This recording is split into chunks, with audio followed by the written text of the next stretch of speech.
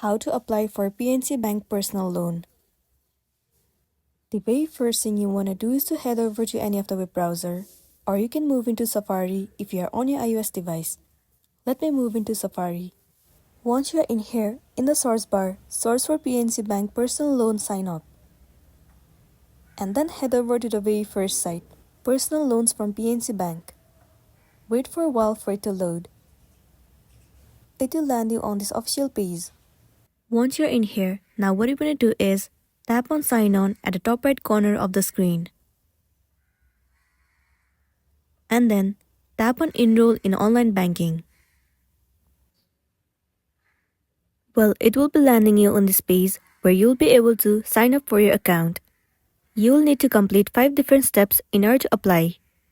The first thing you want to do is select the identification information. After that, you have to enter the account information. After that, verify your information and then tap on next. You will head over to the second step.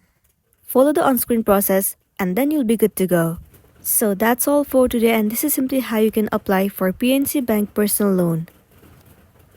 Make sure to smash the like button and consider subscribing if you found this video helpful. We'll see you in the next one.